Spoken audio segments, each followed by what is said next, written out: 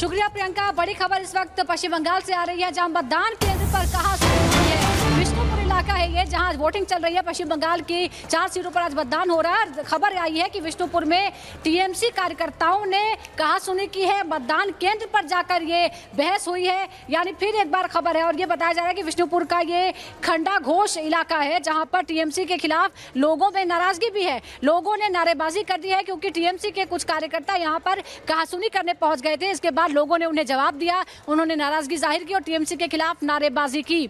आपको बता दें कि 7 चरणों में पश्चिम बंगाल में भी मतदान हो रहा है। आज भी 4 सीटों पर वोटिंग हो रही है और इस दौरान विष्णुपुर में कहासुनी की गई है टीएमसी के कार्यकर्ताओं की तरफ से, वो भी मतदान केंद्र पर। मतदान केंद्र पर किसी भी तरह का उत्पात मचाना, किसी भी तरह से मतदान को प्रभावित करने की कोशिश कर पाना या किसी भी तरह की बाधा पैदा करना बेहद बड़ा अपराध है। और यहाँ फिर भी टीएमसी के कार्यकर्ताओं ने मतदान को एक तरह से बाधित करने की कोशिश की।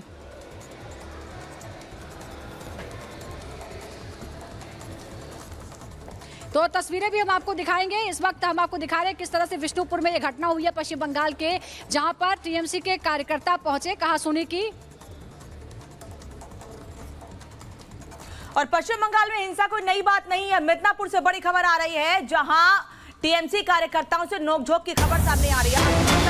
टीएमसी कार्यकर्ताओं से नोकझोंक हुई है मिदनापुर में। अग्निमित्रा पॉल की टीएमसी कार्यकर्ताओं से नोकझोंक हुई है। टीएमसी कार्यकर्ताओं ने अग्निमित्रा पॉल की कार के सामने धरना दिया है। अग्निमित्रा पॉल ने कहा है कि हमारे मूवमेंट को धीमा करने का प्रयास किया जा रहा है। भारतीय जनता पार्टी की उम्मीदवार हैं अग्निमित्रा पॉल, जो कह रही हैं कि उनके मूवमेंट को धीरा करने की कोशिश की जा रही है। पुलिस और अग्निमित्रा पॉल के बीच विवाद हुआ है। साथ ही अग्निमित्रा पॉल ये बता रही हैं कि उनकी कार के सामने ही धरना दिया गया है। टीएमसी कार्यकर्ताओं से नोकझोंक भी हुई है। उनकी भारतीय जनता पार्टी की उम्मीदवार है अग्निमित्रा पॉल, जो बता रही हैं कि टीएमसी कार्यकर्ताओं से नोकझोंक हुई है। मिदनापुर में टीएमसी कार्यकर्ताओं से उनकी नोकझोंक हुई है। टीएमसी कार्यकर्ताओं ने अग्निमित्रा पॉल की कार के सामने धरना दिया है और अग्निमित्रा पॉल ने कहा है कि हमारे मूवमेंट को धीमा करने का प्रयास किया जा रहा है। साथ ही पुलिस पर भी आरोप लगा रहे हैं कि पुलिस से भी उनका विवाद हुआ है। साथ ही टीएमसी के कार्यकर्ताओं ने भी उन्हें रोकने की कोशिश की, उनकी गाड़ी के सामने धरना दिया टीएमसी कार्यकर्ताओं ने। अग्निमित्रा पॉल, जो कि भारतीय जनता पार्टी की प्रत्याशी हैं, वो ये आरोप लगा रही हैं पुलिस पर भी और टीएमसी के कार्यकर्ताओं पर भी। ये तस्वीर भी इस वक्त आपको दिखा रहे हैं कि वो नाराजगी भी जाहिर कर रही हैं और बता रही हैं कि टीएमसी कार्यकर्ताओं ने उनकी गाड़ी को रोकने की कोशिश की। पुलिस और अग्निमित्रा पॉल के बीच विवाद हुआ है। और इसी खबर पर देखिए, खबर हमने आपको बताई बंगाल से, जहां पर मिदनापुर में क्या कुछ हुआ, लेकिन ग्राउंड जीरो से हमारी टीम लगातार एक जानकारी हम तक पहुंचा रही है। गायत्री हमारे साथ बनी हुई है। गायत्री, इस वक्त क्या बड़ी अपडेट है आपके पास? बिल्कुल, देखिए इस वक्त मैं चांदनी चौक लोकसभा सीट बूथ संख्या सिविल लाइन में 112 पे मौजूद हूँ। अरविंद केजरीवाल दिल्ली के मुख्यमंत्री यहाँ पहुंच गए हैं, वोट के लिए पहुंचे हैं। तस्वीरें अब अपने दर्शकों को दिखा रहे हैं। चांदनी चौक सीट, देखिए ये जो सीट है वो कांग्रेस गठबंधन के तहत कांग्रेस को मिली है ये सीट। और आज जब अरविंद केजरीवाल वोट करेंगे तो दिलचस्प होगा, क्योंकि वो आज आम आदमी पार्टी को वोट नहीं करेंगे बल्कि कांग्रेस को वोट करेंगे। तस्वीर हम आपको दिखा रहे हैं अरविंद केजरीवाल। अब से कुछ ही क्षणों में वो तस्वीरें भी हम आपको दिखाएंगे। अरविंद केजरीवाल जब यहाँ पहुंच जाएंगे, ऐसी जानकारी मिल रही है कि वो गेट तक पहुंच चुके हैं और अब कुछ ही क्षणों में वो तस्वीरें देखिए पीछे अगर सीपी दिखाएं, यहाँ पर ये सिविल लाइन इलाका है और बूथ संख्या 112 है, जहां पर अरविंद केजरीवाल वोट डालने के लिए पहुंचे हैं। यहां से इस बार बीजेपी की तरफ से प्रवीण खंडेलवाल को चुनावी मैदान में उतारा गया है। बीजेपी ने पिछली बार 7 सीटों पर जीत दर्ज की थी। गाड़ी आप देख सकते हैं, अरविंद केजरीवाल का जो काफिला है वो अंदर तक आ गया है।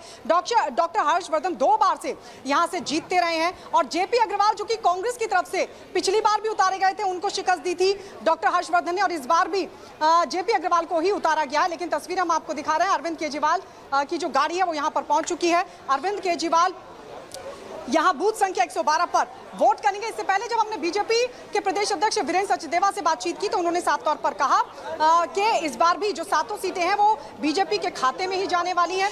और 4 और 3 के फॉर्मूले पर दरअसल इंडिया अलायंस चुनाव लड़ रहा है और यहां से कांग्रेस के उम्मीदवार जेपी अग्रवाल बने हैं। दिलचस्प ये है कि अरविंद केजरीवाल आम आदमी पार्टी को इस बार वोट ना करके जेपी अग्रवाल यानी कांग्रेस के जो उम्मीदवार हैं उनको वोट करेंगे। बड़ी बात ये भी है, देखिए आम आदमी और दिल्ली के बाद अब करनाल का रुख करते हैं। करनाल से वैभव इस वक्त हमारे साथ जुड़े हैं। वैभव, वहां क्या जानकारी मिल पा रही है? शांतिपूर्ण तरीके से मतदान हो रहा है, लोगों का क्या कहना है, क्या मुद्दे हैं हरियाणा में, खासतौर पर करनाल में लोगों के? हाँ देखिए, बिल्कुल अनामिका, हम इस वक्त करनाल में ही मौजूद हैं और यहाँ की लड़ाई इस बार बहुत ज्यादा दिलचस्प है। मतदाता बढ़ चढ़कर इस बार बूथ तक पहुंच रहे हैं अपने मत का इस्तेमाल करने के लिए। तमाम लोग हैं, उनसे हम बात करेंगे। सबसे पहले मैं ये जानना चाहूंगा आपसे, क्या मुद्दे इस बार करनाल के रहने वाले हैं और फाइट किस चीज की है? फाइट बीजेपी और कांग्रेस के बीच में रहेगी और लोगों ने इस बार मन बना चुके हैं कि कांग्रेस को ही नैया पार लगाएंगे। कांग्रेस की नैया पार लगाएंगे। खट्टर साहब का क्या होगा फिर? खट्टर साहब तो भारी हैं, ठीक है जी, और उन्होंने वर्कर की नहीं इज्जत जानी। बाहरी वाला मुद्दा है, बाहरी वाला, बाहरी का मुद्दा तो है ही है। हम लोकल को बनाएंगे, बाहरी को क्यों बनाए? हमने पहले बाहरी को बनाकर, करनाल की जनता ने पहले मनोहर लाल खट्टर जी को बनाकर देख लिया, लेकिन करनाल में एक भी काम नहीं हुआ, ना ही कुछ।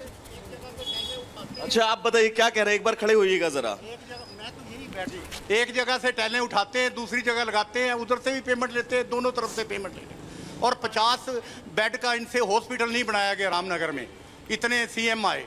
जनता तक ये मुद्दे हैं, ये जनता का ही मुद्दा है। 50 बेड का हॉस्पिटल बनाना रामनगर की सबसे बड़ी। और क्या मुद्दे करनाल के हैं, जरा बताइएगा दादा। बदलाव के हैं जी, बदलाव। क्या मुद्दे हैं? बदलाव के काम तो है, काम कौन से हो रहे हैं? गरीब आदमी के काम कुछ नहीं हो रहे। बेरोजगारी, पिछले बार हरियाणा में 10 की 10 सीटें बीजेपी ने जीती थी। ईब नहीं आती, 2 मौके दे दिए, उनका तीसरा मौका नहीं देंगे। तीसरे मौके होता तो हॉस्पिटल पहुंचाएंगे इनको। आप मौका नहीं देंगे? कांग्रेस की है 10 की 10, कांग्रेस की 10 की 10 है। बीजेपी करिए 400 पार पूरे देश, 400 के 40 पार रहेंगे। हाँ 40 पार नहीं होगा इस बार। पार हुए हैं। हरियाणा में क्या माहौल है? हरियाणा में कह रहा 10 की 10 कांग्रेस की है। करनाल में? हाँ करनाल की तो पक्का खट्टर गया। मनोहर लाल जी तो कह रहे हैं कि बढ़ चढ़ के जीतेंगे, पिछले बार से ज्यादा मार्जिन इस बार। पिछले बार करा क्या है उसने? 10 साल में करा क्या है ये तो बता दो।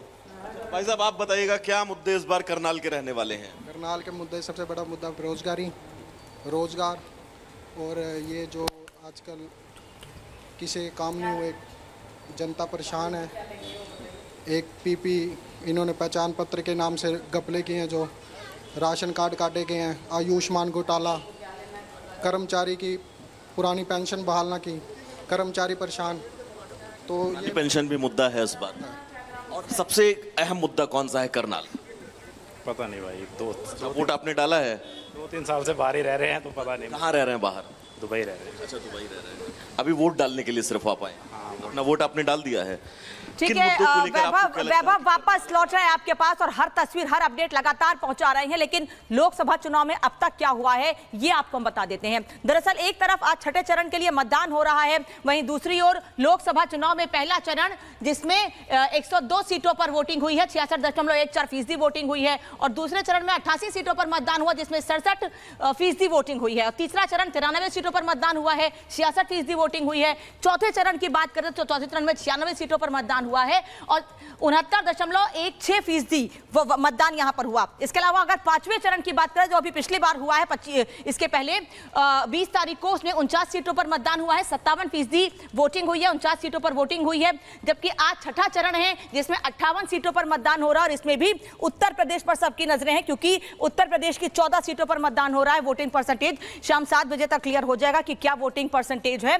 लेकिन जब से वोटिंग शुरू हुई है तब से उत्तर प्रदेश के समेत अलग अलग राज्यों में वोटिंग परसेंटेज को लेकर सवाल कई बार उठा कि आखिर परसेंटेज कम क्यों हुआ है। हालांकि कुछ राज्य ऐसे हैं जहां परसेंटेज संतुष्टिजनक रहा है, लेकिन कई जगह सवाल उठे हैं कि आखिर क्या वजह है, क्या गर्मी कारण है कि वोटिंग परसेंटेज कम हुआ है। न्यूज रूम का रुख करते हैं, सुजाता इस वक्त हमारे साथ जुड़ी हैं।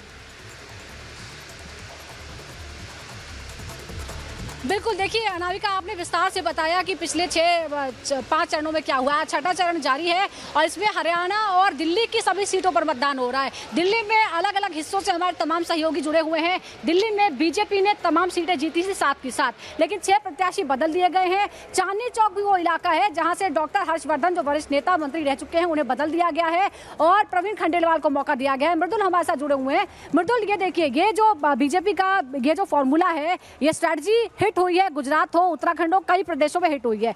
क्या इस बार जो गठबंधन बनाया गया है उसके बावजूद बीजेपी का ये फॉर्मूला हिट होगा?